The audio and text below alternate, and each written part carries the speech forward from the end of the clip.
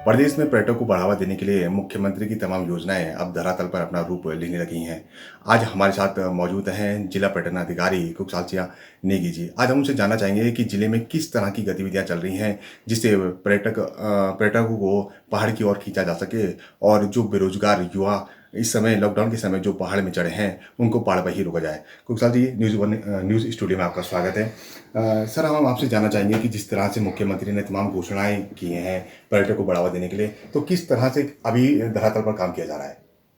अभी इस संबंध में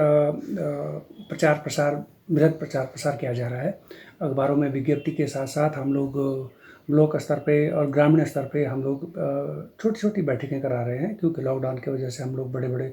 वो नहीं कर सकते और सोशल डिस्टेंसिंग का ख्याल रखते हुए सारे लोगों से मिल रहे हैं। और हम ये कोशिश करें कि एक लोग दो लोग जो लोग इच्छुक हैं उन लोगों से बातचीत करके उसके साथ साथ अन्य लोग जो भी हैं उनको भी समझा रहे हैं कि होम स्टे एक ऐसी योजना है जिसमें आपको बहुत ज़्यादा पैसा इन्वेस्ट नहीं करना है।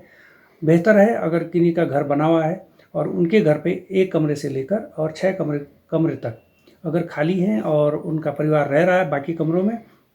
तो 1 कक्ष से लेकर 6 कक्ष तक का वो रजिस्ट्रेशन हमारे पर्यटन विभाग से हमारे स्तर से ही उसका रजिस्ट्रेशन किया जाता है। तो उसके लिए हम उन अभ्यर्थियों को और उन आवेदकों को जो लोग इच्छुक हैं और जिनको जानकारी नहीं उनको भी जानकारी प्रदान की जा रही है दी जा रही है। और उनको बताया जा रहा है कि आप लोग ये सिंपल से कुछ पेपर्स हैं वो उन्होंने सबमिट करने हैं और हमने उनका रजिस्ट्रेशन का कॉपी दे देनी है। उसके बाद हम हमारे पास उनकी सारी डिटेल्स आती हैं, उनके घर के फ़ोटोग्राफ्स, उनके घर में जो मीन्स जो खाना बनता है या उनके फैमिली के मेंबर्स कितने लोग रह रहे हैं घर में, उनके contact number, phone number, mail ID, वो सारे उनका जो डिटेल है वो हमारे मुख्यालय को चला जाता है और हमारा मुख्यालय उसको देश में और विदेश में उसका प्रचार प्रसार करता है। तो सबसे पहले बात यह है कि जो केवल रजिस्ट्रेशन करना, जिसमें उनको कोई ज़्यादा इन्वेस्टमेंट करने की आवश्यकता नहीं है और जो उनके पास अवेलेबल है उसी आधार पे उन्होंने आगे अपने वो जो पर्यटकों को रुकाने की व्यवस्था करनी है। और बशर्ते उनको ये हिदायत दी जाती है कि आप कुछ एक जो पैरामीटर्स हैं, एक रजिस्टर मेंटेन करेंगे वो पंजीकरण के लिए, दूसरा उनके पास एक रसीद बुक होगी और वो भी सिंपल वे में, ये होटल के तर्ज पे नहीं कि उन्होंने रिसेप्शन बना रखा, इस तर्ज पे नहीं है, केवल उनका बैठक हॉल होगा जो भी है उस तरीके से जो मेहमान आते हैं उनको बिठाएंगे और उनको अपना रजिस्ट्रेशन करके और अपना जो भी खाना लोकल खाना है उसको परोसेंगे। नेगी जी, आपने होम स्टे की बात करी, तमाम घोषणाएं मुख्यमंत्री की होम स्टे पर की गई हैं। तो जो 80,000 जो हमारे प्रवासी वापस हैं उनमें कई ऐसे इच्छुक हैं जो होम स्टे करना चाहते हैं, तो उनके लिए किस तरह से आसान लोन की सुविधा पर्यटन विभाग के द्वारा दी जा रही है? कुछ ऐसी स्कीमें पर्यटन विभाग द्वारा चलाई जा रही हैं जिससे उनको आसानी से होम लोन स्टे के लिए लोन मिल सके और वो अपना कारोबार शुरू कर सके? हाँ, क्यों ये सेकंड फेज़ में आ गई, क्योंकि पंडित दीनदयाल उपाध्याय गृह होम स्टे योजना है हमारे पास पर्यटन विभाग के पास, जो 2-3 साल से भी संचालित हुई है। और इसमें जब भी हम लोग गांव में गए हैं और ब्लॉक स्तर पे गए हैं या कहीं पर भी हम जाते हैं तो इसकी बहुत सारी हमारे पास पूछताछ होती है, या तो टेलीफोन से होती है या फिर वो सामने साथ मिल के होती है और हमारे सम्मानित जनप्रतिनिधि हैं उनके थ्रू बातचीत होती है। तो उसके लिए जो सुविधा है उसमें लगभग 30 लाख रुपए तक का अगर आदमी लोन ले सकता है और उस पे 10 लाख रुपए तक का सब्सिडी 33% के हिसाब से उनको सब्सिडी प्रदान की जाती है, जो राज्य सहायता जिसको हम बोलते हैं। जब उसकी योजना कंप्लीट हो जाती तो सब्सिडी उस समय उनको दी जाती है। उसके बाद 1 साल होने पर उसकी जो ब्याज राशि है, ब्याज राशि पे भी सब्सिडी है, राज्य सहायता है 50%। तो 50% का अगर माना बात, उनके पास 1 लाख रुपए अगर 1 साल की ब्याज की राशि होती है तो उसमें 50,000 रुपये विभाग देगा। अगर उनके पास 3 लाख रुपए सब्सिडी होती पर्वतीय क्षेत्रों में, उसके लिए 1.5 लाख रुपये मैक्सिमम ब्याज की राशि में अनुदान है, तो 1.5 लाख तक दे सकते हैं। तो उसमें भी सेम प्राविधान वैसे ही है जिस तरीके से 1 कक्ष से लेकर 6 कक्ष तक वो बना सकते हैं उसके लिए होम स्टे के लिए। तो उसमें भी वही नियम है जो रजिस्ट्रेशन में नियम है, उनका परिवार रहना चाहिए वहाँ पर और वो जो हमारे पहाड़ी शैली के जो मकान है उसको ज़्यादा प्रेफरेंस दी जा रही है इसमें, ताकि पर्यटकों का आकर्षण बना रहे कि उत्तराखंड के जो हमारे गांव हैं, घर हैं, वो उसका एक अपना एक जिसको कस्टम बोलते हैं उस तरीके से चलता रहे। सर, लॉकडाउन समय सीमा की बात की जाए तो 80,000 के करीब प्रवासी हमारे जिले में लौटे हैं। तो कितने आवेदन अभी तक पर्यटक विभाग के पास आए होंगे जो स्वरोजगार करके अपना जीवन यापन पहाड़ों में ही करना चाहते हैं? देखिए, आवेदन का अभी हम कहेंगे, क्योंकि इस बार हमारे पास जो एक बैठक जिलाधिकारी महोदय की अध्यक्षता में हुई है 18 मई को, उसमें करीब हमारे पास 10-12 एप्लीकेशंस आई थी जो होम स्टे योजना के लिए उन्होंने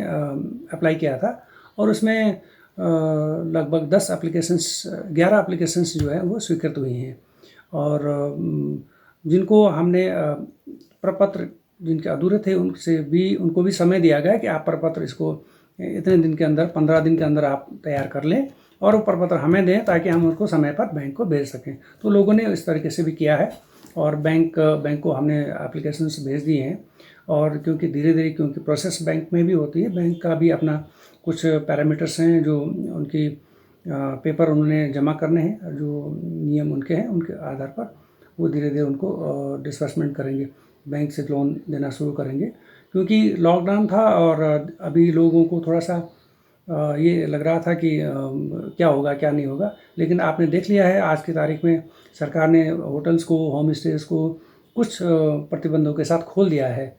जो गाइडलाइंस आई हैं उसके आधार पर खोल दिया है, और धीरे धीरे ये खुलेगा और लोग अपने उस पर जो पर्यटकों का आना जाना शुरू हो जाएगा, तो लोगों में ज़्यादा रुझान होगा होम स्टे की तरफ। क्योंकि होम स्टे एक ऐसी योजना है जिसमें उनको बहुत ज़्यादा इन्वेस्टमेंट करने की ज़रूरत नहीं है, और शायद बैंक को भी लोन देने में आसानी होगी क्योंकि छोटा लोन होगा।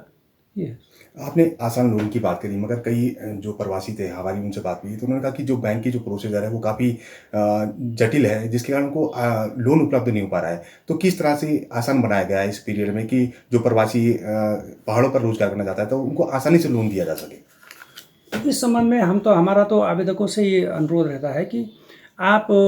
जिस तरीके की जो भी परेशानियां आपको आती हैं, जब भी आप लोन लेने के लिए जाते हैं, और हमारे जो होम स्टे है या वीर चंद सिंह गढ़वाली भी हमारी एक योजना है जो काफ़ी पुरानी, बहुत सुप्रसिद्ध है। और हमारा ये कहना है कि एप्लीकेंट्स को, बहुत सारे एप्लीकेंट्स हैं जिनको बैंकों में समस्याएं हुई हैं, और सरकार ने इस समय ये आदेश कर दिए हैं कि हर महीने बैंकर्स के साथ जिलाधिकारी महोदय की अध्यक्षता में उसकी समीक्षा होती है। तो बैंक के जो नोडल अधिकारी हैं, जिले स्तर पर बैठते हैं, उनके साथ इस संबंध में हर समय वार्ता की जाती है, और उसका हल निकालने के लिए समय समय पर जिलाधिकारी द्वारा उनको निर्देश दिए जाते हैं कि किस तरीके से इसको सॉल्व किया जाए। और ये काफ़ी प्रकरणों पे, क्योंकि बैठक के दौरान भी डीएम साहब भी, सीडीओ साहब भी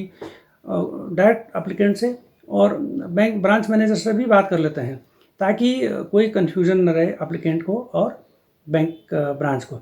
वो इसके लिए कोशिश जारी है। इवन शासन लेवल स्तर पर भी इस पर समीक्षा होती रहती है कि हमारे जो छोटे आवेदक हैं, जिनके पास ज़्यादा रिसोर्सेज नहीं होता है, तो उनके लिए किस तरीके से इनको आसान बनाया जाए, उसके लिए भी शासन स्तर पर भी चर्चा चलती रहती है। देखा गया है कि प्रदेश में एंगलिंग एक बहुत अच्छा ऑप्शन पर्यटक के लिए है। तो किस तरह की संभावनाएं आप पौड़ी जिले में एंगलिंग के क्षेत्र में देखते हैं? ये बहुत अच्छा प्रश्न है और बड़ा इंटरेस्टिंग भी है, क्योंकि अभी 13 डिस्ट्रिक्ट 13 डेस्टिनेशन के अंतर्गत जनपद में सतपुली में एक एंगलिंग सेंटर के रूप में, होम स्टे के रूप में, जो मल्टीपर्पज़ होम स्टे का एक बेस बना दिया गया है। जिलाधिकारी महोदय ने इस पर बहुत अच्छा इंटरेस्ट लिया है। उन्होंने वहाँ पर वो सतपुली में जो फिशरीज सेंटर है वहीं पर उसको डेवलप कर रहे हैं, और शायद जिस तरीके से पिछली निरीक्षण के दौरान डीएम साहब ने उनको आदेश किए हैं कि आप इसको अक्टूबर तक इसको तैयार कीजिए, और ताकि हम जो हमारे एसएचजी हो गए, जो हमारे लोकल जो अनएम्प्लॉयड जो यंगस्टर्स हैं, उनको भी हम उसकी तरफ लाएं और वो एंगलिंग को सीखें, और बाहर से जो लोग आएंगे, एंगलर्स आएंगे, उनके साथ वो सहयोगी बने और अपना एक रोज़गार बनाए उसमें। न्यूज़ टुडे से बात करने के लिए बहुत बहुत धन्यवाद सर। आपका धन्यवाद। ये थे पर्यटक अधिकारी पौड़ी कुशाल सिंह नेगी जी, जिन्होंने साफ किया है कि अब पर्यटन विभाग द्वारा आसान शर्तों पर बैंक उपलब्ध कराया जा रहा है, जिससे बाहर से आने वाले प्रवासियों को आसानी से लोन उपलब्ध करा दिया जाएगा, जिससे ये प्रवासी बाहर के बजाय अब पहाड़ों के क्षेत्र में ही रोजगार कर सकेंगे। पौड़ी से अपने सहयोगी कुलदीप बिष्ट के साथ मैं मुकेश बछेती।